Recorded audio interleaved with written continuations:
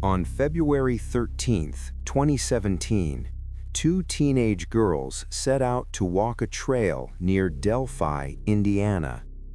Within hours, they would record a piece of evidence that investigators would study for years. Before they disappeared, one of them captured a man on video and his voice. The recording was brief, unstable, and partially obscured, but it contained a command that would later define the entire case. "Guys, down the hill." The man's face was unclear, his identity hidden by distance and angle, yet the audio and image were released to the public as a critical clue. Search teams found the girls' bodies the following day near the trail.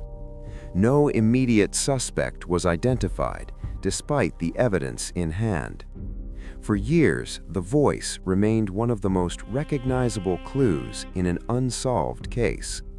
And the question remained, who was the man on the bridge, and why were they targeted? Delphi is a small town in Indiana with a population of just a few thousand people.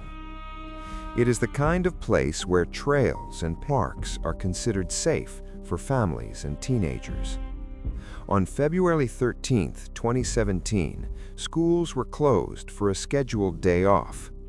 Two friends, Abigail Williams and Liberty German, planned to spend the afternoon outdoors.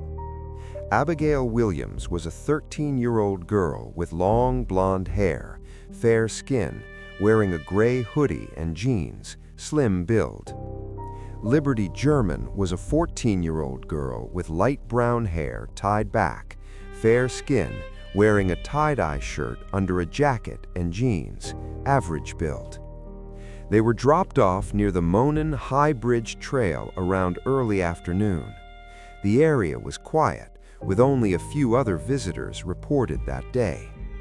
The bridge itself was an old railroad structure, elevated and partially deteriorated. It stretched across a shallow valley surrounded by dense trees and uneven ground. Despite its condition, it was known locally as a place teenagers would explore. The girls walked along the trail, taking photos and recording short videos. At one point, Liberty began recording as they moved onto the bridge. The footage appeared casual at first, capturing the height and narrow path. In the background, a man could be seen walking in their direction. He was wearing a dark jacket, jeans, and a cap, with his hands in his pockets. From a distance, nothing about his presence appeared immediately threatening. The girls continued forward, but the recording did not stop. The man kept approaching, step by step along the wooden planks. No one else was clearly visible on the bridge at that moment. What began as a normal afternoon walk was quietly shifting into something else. Within minutes, the situation would change in a way no one nearby could see. As the girls continued along the bridge, the distance between them and the man began to close. The structure allowed only a narrow path, limiting how easily anyone could pass. Liberty German kept her phone recording as the man moved closer. The video remained unsteady, capturing fragments of movement rather than clear detail. At this point, the tone of the recording began to change. The man's pace was steady, deliberate, and direct toward them. There was no visible attempt to turn back or create distance. The girls had limited space to move, with the bridge elevated above uneven ground. The man's clothing appeared unchanged, dark jacket, jeans, and a cap pulled low. His hands remained in his pockets as he walked forward. From the recording, his face was still not clearly visible. The angle and resolution prevented any reliable identification. What became critical was not just the image, but the audio that followed. Liberty's phone captured a short but distinct voice command. The words were simple, but they suggested control over the situation. "Guys, down the hill. The instruction implied movement away from the bridge and toward a lower area. Investigators later focused heavily on this brief segment of audio. It was one of the few direct pieces of interaction captured during the encounter. Beyond this moment, the recording provided no further clarity on what happened next. The sequence ended without showing the full progression of events. What followed would have to be reconstructed from evidence found later. There is no clear footage of the girls leaving the bridge. Investigators believe the encounter moved toward the wooded area below. The terrain beneath the bridge was uneven, with trees, brush, and a shallow creek. This area would later become central to the investigation.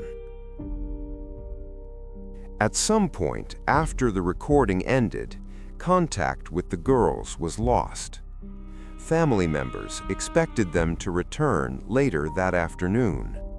When they did not arrive at the designated pickup location, concern began to grow. Calls to their phones went unanswered. Search efforts were initiated by family and local volunteers before nightfall. The initial search focused on the trails and the bridge area. Darkness and low temperatures made the search more difficult. The following day, February 14th, search teams resumed efforts in the same area. During that search, the girls' bodies were discovered near the creek. The location was not far from where they were last known to be. The discovery shifted the case from a missing persons investigation to a homicide. Law enforcement secured the area and began processing it as a crime scene. Details of the scene were not fully released to the public. Investigators focused on preserving evidence and documenting the environment. The video and audio recorded by Liberty German became a central piece of evidence, but it did not immediately lead to an identified suspect. What happened between the bridge and the discovery site remained unclear. After the discovery, law enforcement began a structured investigation into the case. Local authorities were joined by state and federal agencies to expand resources. The area around the creek and bridge was examined in detail for physical evidence. Investigators collected items from the scene, though specific details were not publicly disclosed. Attention quickly turned to the video and audio recorded on Liberty German's phone. The footage provided a visual of the suspect walking on the bridge. However, the image quality made identification difficult. The suspect's face remained partially hidden due to angle, distance, and resolution. Investigators enhanced the audio to isolate the voice command. The phrase, "Guys, down the hill," was released to the public. This marked one of the earliest public appeals for assistance in the case. A still image from the video was also distributed as part of the investigation. The image showed the man walking toward the girls on the bridge. Law enforcement asked the public to identify the individual. Tips began to come in from across the region and beyond. Investigators reviewed each tip, comparing them against available evidence. Despite the volume of information, no immediate arrest was made. The case remained active with regular updates from authorities. Over time, additional audio segments were released to provide more clarity. The investigation relied heavily on public cooperation and recognition. Yet the identity of the man in the recording remained uncertain. The case continued without a clear resolution. As the investigation continued, the case expanded beyond the immediate area of Delphi. Multiple agencies worked together to review evidence and analyze potential leads. The video and audio remained central to every stage of the investigation. Investigators revisited the timeline of February 13th in detail. They examined who had access to the trail and surrounding areas that day. Witnesses who had been near the bridge were interviewed and re-interviewed. Some reported seeing a man matching the general description from the video. However, accounts varied, and none provided a definitive identification. Law enforcement worked to narrow down the possible time window of the encounter. Digital evidence from mobile devices was also reviewed where available. Investigators analyzed movement patterns leading to and from the trail. Search warrants were executed as part of the ongoing inquiry. Public appeals continued, urging anyone with information to come forward. Over time, updated sketches of the suspect were released. These sketches reflected evolving interpretations of the available evidence. The differences between the sketches added complexity to the case. Investigators clarified that the suspect's appearance might not match either sketch exactly. The focus remained on identifying the individual through any available means. Despite sustained efforts, no immediate breakthrough was confirmed. The case remained active, with resources continuously allocated. Each new piece of information was assessed against the existing timeline, but the identity of the man in the recording was still not confirmed. As years passed, the Delphi case remained one of the most closely followed investigations in the region. The audio and video evidence continued to be re-examined using updated techniques. Investigators worked to enhance clarity without altering the original material. Public interest remained high due to the unusual presence of recorded evidence. The voice in the recording became widely recognized across the country. Despite this, no confirmed match was publicly identified for an extended period. Authorities emphasized that even small details could be significant.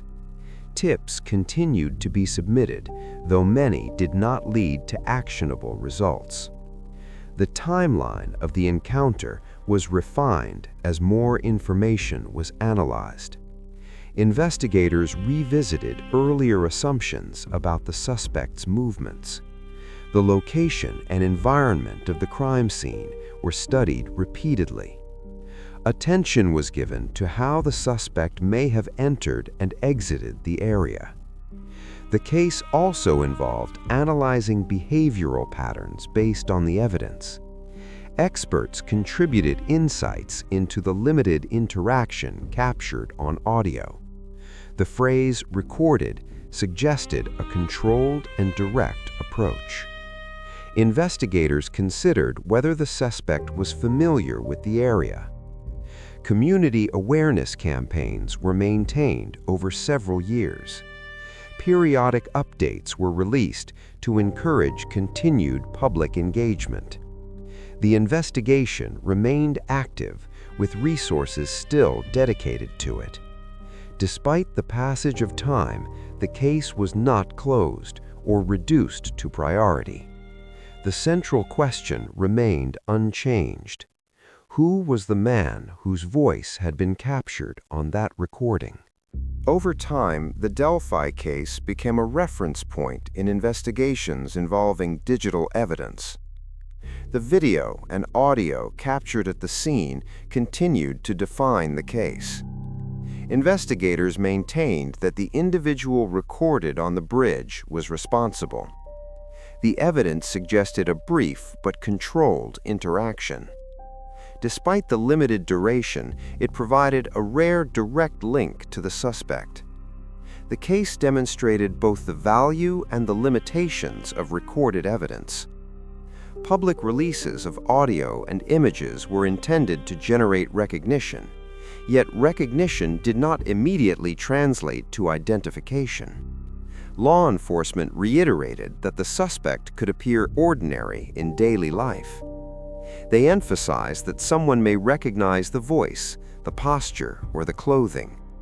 The investigation remained active, with periodic updates over the years.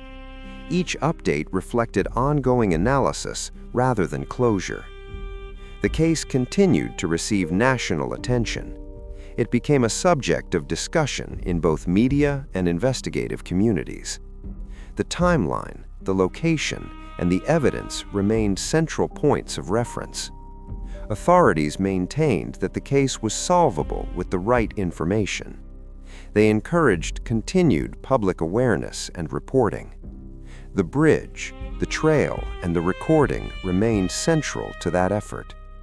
The events of that day had been partially captured, but not fully explained. A sequence existed, but the full context was still missing. The final piece of the case had yet to be confirmed, and the identity behind the voice on the bridge remained unresolved.